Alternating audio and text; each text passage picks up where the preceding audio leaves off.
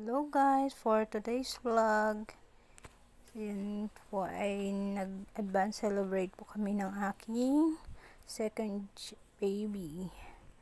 Dahil sa 4 po yung birthday niya, nagkataon naman po na may binigay na vouchers worth of 1,000 si Think Apps.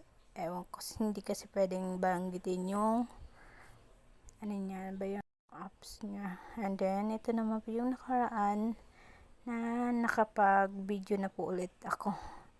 So yun guys, salamat sa lahat na nagpa-follow.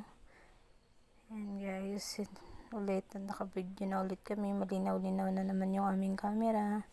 Kaya po sana po samahan niyo pa rin po kami sa aming pag-video, sa aming paggagawa ng content. Ayan guys. Pero tingnan nyo yung ano guys, meron ba siyang puti-puti. So nakarang guys, hindi talaga ako makapag-video kasi nga ang labo ng camera namin, hindi ko alam kung anong problema.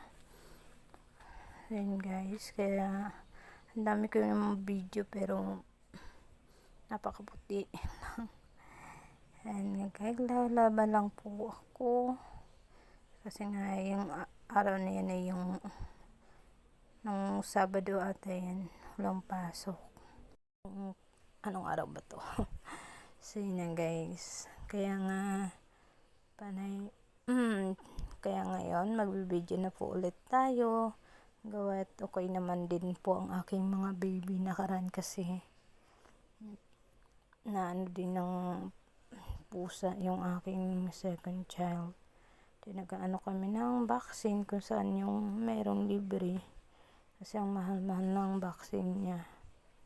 And thankfully naman, yung last vaccine niya ay meron na sa ano, ang tawag doon, sa center. And then ano naman na siya. At hindi rin naman ako gano'n nahirapan yung first vaccine kasi madali naman nakausap yung may-ari ng pusa. At may vaccine naman din daw yung pusa. So, medyo nakahinga-hinga din tayo kasi nakakatakot din yung rabies. And then, yun na guys. Gusto daw ko tulungan ni ate. Actually, pinapano ko sana yung mag-downy ako. So, naalala ko pala na hindi pala gagana yung spin namin dahil mayroon pang tubig. Washing ko. Kaya, balaw muna tayo guys.